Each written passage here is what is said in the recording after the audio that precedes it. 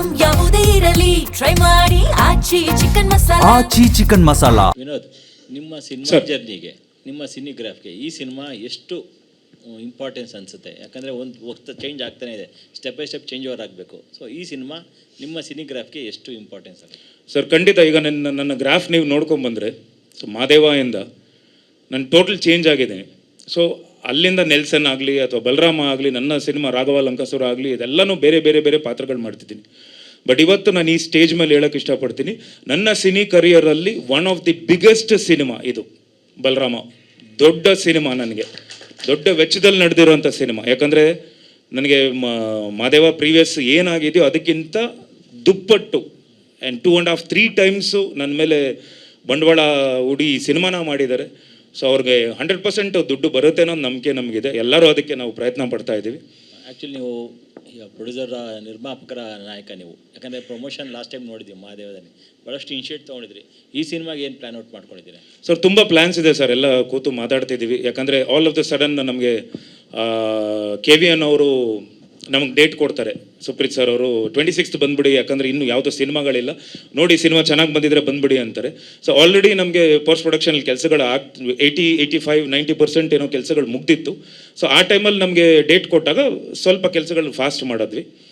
And ನಮಗೆ ಸಾರಿ question ಮಾಡ್ಬಿಟ್ಟಿರ್ತೀರಿ, promotion ಎಲ್ಲ sorry sir. And so ಬೇಗನೆ ಅದು ನಮಗೆ ಟೈಮ್ ಕೊಟ್ಟಿದ್ದರಿಂದ ಒಂದು ಭಾಳ ಚಿಕ್ಕ ಟೈಮ್ ಇದೆ, 2-3 ಮಂತ್ಸ್ ಇದ್ದಿದ್ದರಿಂದ ಇದ್ದಿದ್ರೆ ನಾವು ಬೇಗನೆ ಬೇರೆ ಥರದ ಪ್ರಮೋಷನ್ ಎಲ್ಲ ಮಾಡ್ತಿದ್ವಿ. So all of the sudden ನಮಗೆ ಡೇಟ್ ಕೊಟ್ಟಿದ್ದರಿಂದ so we are trying to hurry up. We are ಎಲ್ಲ ಕೂತು ಮಾತಾಡಿ ಈಗ ಮೊನ್ನೆ ಐ ಥಿಂಕ್ 3-4 ಡೇಸಿಂದ ನಾನು ಹಾಗೂ ನಿರ್ದೇಶಕರು KM ಚೈತನ್ಯ ಸರ್ ಅವರು ಯಾವ ಥರ ಆಗಿದ್ದೀವಿ ಅಂದರೆ ಬ್ಲ್ಯಾಂಕ್ ಆಗ್ಬಿಟ್ಟಿದ್ದೀವಿ. ಯಾವ ಚಾನಲಲ್ಲಿ ಏನು ಮಾತಾಡಿದ್ದೀವಿ ಮತ್ತೆ ಅದನ್ನೇ ರಿಪೀಟ್ ಮೋಡಲ್ಲಿ ನಾವು ಲೂಪ್ ಮೋಡಲ್ಲಿ ಮಾತಾಡ್ತಿದ್ವಿ. ನಮ್ಗೆ ಎಷ್ಟು almost I think summer around 12 ಎಲ್ಲರೂ ನಿಮ್ಮ ಹತ್ರ ಎಲ್ಲರ ಹತ್ರನೂ ಮಾತಾಡ್ತಿದ್ದೀವಿ. ಸೊ ಅದು ಈ ಪ್ರಮೋಷನ್ ಆದಮೇಲೆ ಐ ಥಿಂಕ್ ವೆಬ್ಸೈಟ್ಗಳಲ್ಲಿ ಸೋಷಿಯಲ್ ಮೀಡಿಯಲ್ಲಿ ಬರೋಕ್ಕೆ ಸ್ಟಾರ್ಟ್ ಆಗುತ್ತೆ. So we are trying to do our best sir. Reach ಆಗ್ತಿದೆ. And I think last week, because ಮಾದೇವನು ಹಂಗೆ ಮಾಡಿದ್ದು, ಲಾಸ್ಟ್ ವೀಕ್ ಉತ್ತರ ಕರ್ನಾಟಕ ಹೋಗಿದ್ದೆ. So cinema before release.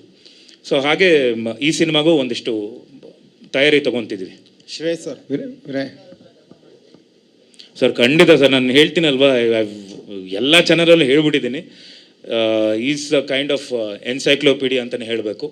Because ಸಿನಿಮಾಗೆ ಮಾತ್ರ ಅಲ್ಲ ಸರ್, ಸಿನಿಮಾ ಮಾತ್ರ ಅಲ್ಲ, ನೀವು ಯಾವುದೇ ಕ್ಷೇತ್ರದಲ್ಲಿ ನೀವು ಕೇಳಿ ಅವ್ರ ಬಗ್ಗೆ ಒಂದು ಕ್ವೆಶ್ಚನ್ ಕೇಳಿ, you love bundles of answer and correct answer. ಅವರು ಒಂದು intellectual person and a very good human being. ನಾನು ಸಿನಿಮಾ ಶೂಟ್ ಮಾಡಬೇಕಾದ್ರೆ ನನಗೊಂದು ಅಂದರೆ ಒಬ್ಬರು ಡೈರೆಕ್ಟ್ರು ನಾನು ಏನು ಕೆಲಸ ಮಾಡಬೇಕು ಅನ್ನೋದು ಒಂದು ಇತ್ತೇ ಹೊರತು, ಈಗ ಮೊನ್ನೆಯಿಂದ ಪ್ರಮೋಷನ್ ಅವ್ರ ಜೊತೆ ನಾನು ಮಾಡ್ತಿದ್ದೀನಿ ಸರ್.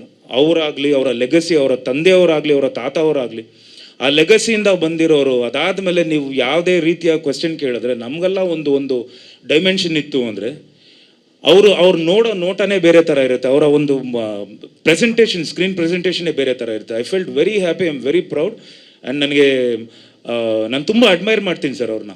ನಾನು ಇನ್ನೂ ಎಷ್ಟೇ ಈ ಸಿನಿಮಾ ಆದಮೇಲೆ, ಈ ಸಿನಿಮಾ ಗೆಲ್ಲಬೇಕು, ಈ ಸಿನಿಮಾ ಆದಮೇಲೆ ಅವ್ರು ಎಷ್ಟು ಯಾವಾಗ ಅವ್ರನ್ನ ನನ್ನ ಜೊತೆ ಕೆಲಸ ಮಾಡಬೇಕು ಅಂತ ಇಷ್ಟಪಟ್ಟರೆ ನಾನು ಖಂಡಿತ I will be ready to work with him. Such a wonderful director.